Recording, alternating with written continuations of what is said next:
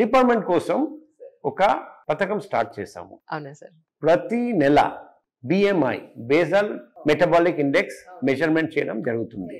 Over weight నుండి normal కేటగిరీకి రాగలిగితే 2 months maintain చేయగలిగితే రివార్డ్ ఇవ్వడం. ఓహో, అది ఫస్ట్ టైం. అది కూడా మన దేశంలో ఎక్కడ లేదు.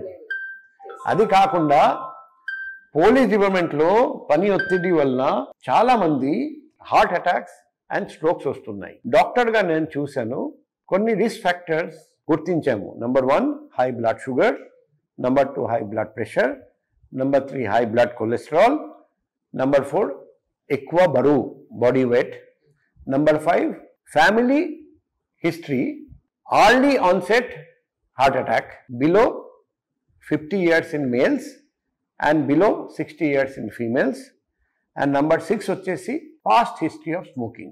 ఈ 6 రిస్క్ ఫ్యాక్టర్స్ లో ఏదైనా 4 ఫ్యాక్టర్స్ ఉంటే దాదాపు 700 పోలీస్ కుటుంబ సభ్యులను గుర్తించడం జరిగింది. వాళ్లకు మేము ఉచితంగా కోరోనరీ సిటీ యాంజియోగ్రాఫ్ చేయబోతున్నాం నెక్స్ట్ కొన్ని రోజుల్లో.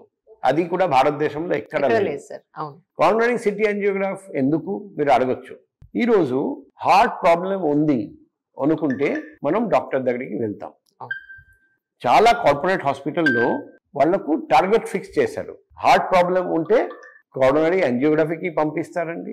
యాంజియోగ్రఫీ జరుగుతూ ఉండగా కోరోనరీ ఆర్టరీస్ చూపెట్టి చూడండి ఇక్కడ బ్లాక్స్ ఉన్నాయి కాబట్టి ఇమీడియట్ గా స్టెంట్ పెట్టకపోతే ఈ రోజే హార్ట్ అటాక్ రావచ్చు అని బెదిరించి కోరోనరీ యాంజియోగ్రఫీ నుండి యాంజియోప్లాస్టీకి కన్వర్ట్ చేయడం. ఆ కన్వర్షన్ చేయగలిగితే ఒక ఇన్సెంటివ్ ఉంది ప్రతి డాక్టర్కి. కాబట్టి చాలా కార్పొరేట్ హాస్పిటల్లో అటువంటి టార్గెట్ ఫిక్స్ చేసి అలా చేస్తున్నారండి. సిటీ కోరోనరీ యాంజియోగ్రామ్ అంటే ఇన్వెసివ్ కాదు, నాన్ ఇన్వెసివ్ ప్రొసీడ్యూర్. దానివల్ల మీకు తెలుస్తుంది నిజంగా మీ హార్ట్లో కోరోనరీ ఆర్టరీస్లో బ్లాక్ ఉందా లేదా. మీరు ఈ డాక్టర్ నచ్చకపోతే ఇంకొక సెకండ్ ఒపీనియన్ తీసుకోండి, థర్డ్ ఒపీనియన్ తీసుకోండి. తర్వాత ఆ వ్యక్తి పోలీస్ డిపార్ట్మెంట్లో ఒక చాలా స్ట్రెస్ఫుల్ పని చేస్తే షిఫ్ట్ చేసి వేరే పని ఇస్తాము, స్ట్రెస్ లేని పని ఇస్తాము, డయట్లో మార్పులు చేయమని చెప్తాము, మెడిసిన్ స్టార్ట్ చేయడం, అవసరం ఉంటే స్టెంట్స్ పెట్టడం, అవసరం ఉంటే బైపాస్ సర్జరీ చేయడం, ఇవన్నీ మనం చేయగలిగితే ఐడెంటిఫై చేసి చాలా మందికి మేము 100% హార్ట్ అటాక్ నెక్స్ట్ కొన్ని సంవత్సరాల్లో వస్తుంది. అటువంటి పేషెంట్స్ లైఫ్ మేము సేవ్ చేయగలుగుతాం. అది మేము ఫస్ట్ టైం మన దేశంలో మన వైజాగ్ సిటీ పోలీస్లో స్టార్ట్ చేయబోతున్నాం. అది చేయగలిగితే ఒక రోల్ మోడల్ గా ఇది నిలిచిపోతుందని నేను అనుకుంటున్నాను. ఇప్పుడు ఈ 45 minutes మీ గురించి వెయిట్ చేసిన ఈ టైంలో అందరూ వాళ్ళ బాధలు మీకు చెప్పుకుని ఏడ్చి కన్నీళ్లు పెట్టుకుని ఎంతో మంది లేడీస్ వచ్చారు, చిన్నపిల్లలు వచ్చారు, మగవాళ్ళు వచ్చారు. సొసైటీలో ఇన్ని క్రైమ్స్ చూస్తున్నారు కదా సార్ ప్రతిరోజు. మీరు 2 ఆడపిల్లల తండ్రి కదా, ఎప్పుడు అమ్మో ఈ ఆడపిల్లల్ని నేను ఈ సొసైటీలో ఎలా పెంచుతాను, లేదా నేనే గనుక ఈరోజు IPS కాకపోయి ఉంటే పిల్లలు ఇంత సెక్యూర్డ్ గా పెరుగుండేవాళ్ళ అని ఎప్పుడైనా అనిపించిందా సార్? నాకు అనిపిస్తుంది భగవంతుడు ఆల్రెడీ నిర్ణయం తీసుకున్నారండి. ఏ వ్యక్తిని ఎలా కాపాడాలి అంతా ఆయనే నిర్ణయం తీసుకుంటారండి. ఆయన మాస్టర్ ప్లానర్. కాబట్టి నా పని నేను చేసుకుంటూ ఉండాలి.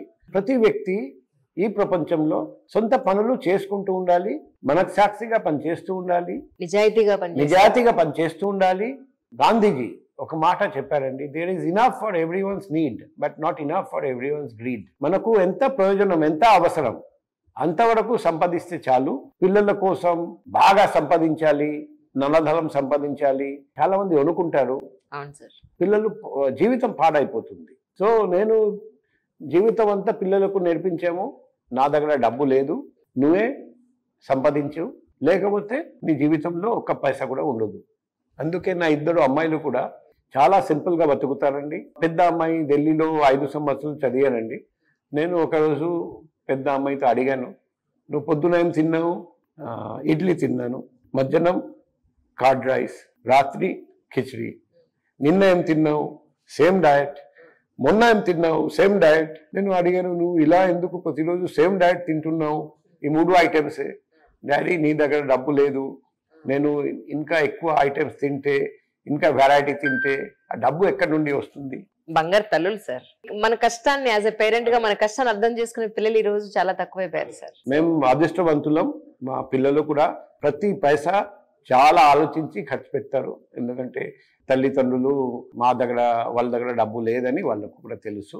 నాకు పిల్లల పట్ల ఎటువంటి ప్రాబ్లం ఎప్పుడు రాలే, ఫ్యూచర్లో కూడా ప్రాబ్లం రాదని అనుకుంటున్నాను. నేను లాస్ట్ మన శ్రీభరత్ గారిని ఇంటర్వ్యూ చేసినప్పుడు మరి అన్నారు, ఇక్కడ బీచ్ సైడ్ లేదంటే వైజాగ్ లో కొంత డ్రగ్స్ అవి మనకి కనపడుతున్నాయి అంజలి, సో దాని మీద కొంచెం రిఫార్మ్స్ రావాల్సిన అవసరం ఉంది అని చెప్పారు సార్.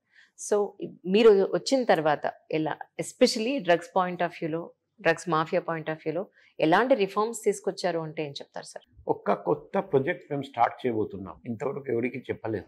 ఇది మన భారతదేశంలో ఎక్కడ జరగలేదు, నేను అనుకుంటున్నా ప్రపంచంలో కూడా జరగలేదేమో. ఇప్పుడు మన వైజాగ్ సెంట్రల్ జైలు చూడండి, అక్కడ ఎక్కువ మంది డ్రగ్ అఫెండర్స్ అంటే ఏంటి, డ్రగ్ ర్యాకెట్లో పాల్గొని డ్రగ్ అమ్ముతూ ఉండగా, డ్రగ్ తీసుకెళ్తూ ఉండగా పోలీసు వాళ్ళు పట్టుకున్నారు. కొందరు డ్రగ్ కన్స్యూమర్స్ కూడా.